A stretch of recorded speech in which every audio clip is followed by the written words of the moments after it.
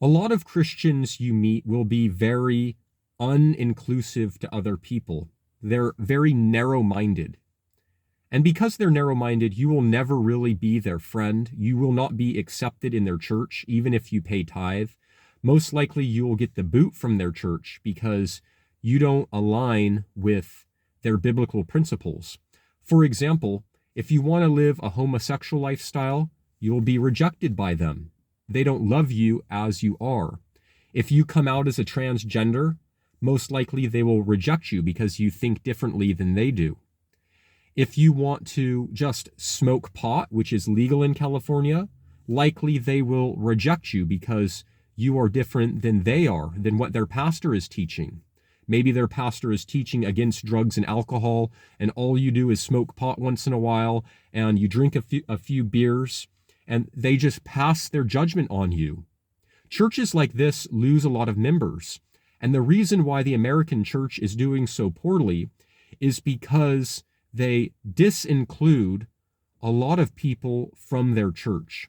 Now, there are some churches that are very inclusive. They allow homosexuals and transgenders. They're very loving. But there are still a lot of churches that will simply reject you because you are different. And they lose members all the time because of this. Now, I also left the organized religion, never to go back. But it wasn't because I wanted to live a homosexual lifestyle. It wasn't because I wanted to go out and get drunk or smoke pot. In fact, the reason I left organized religion for good and forever is because I wanted to be accepted by Jesus Christ into his kingdom.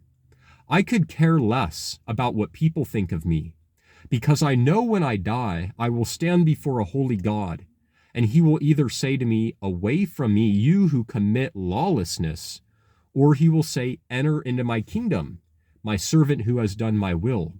So I could care less if the pastor rejects me or if he accepts me for having correct theology. I could care less if Christians respect me or if they disrespect me. All I care about is if Jesus Christ will say to me on my last day, "Good and well done, my faithful servant." Now, when I was in church as a paid pastor, I started to get revelations from Jesus. And what he was telling me about church is that church was like a whorehouse. Now, how is it like a whorehouse? Well, we know that in this world, men will seek after the lusts of their heart. Many of them go to a prostitute, not for true love, but they go to a prostitute for sensuality, for the desires of their flesh, which is false love. And likewise, many Christians are going to organized religion for false love. It's like prostitution. They're going to a prostitute. And that is what this world wants. They want a whorehouse.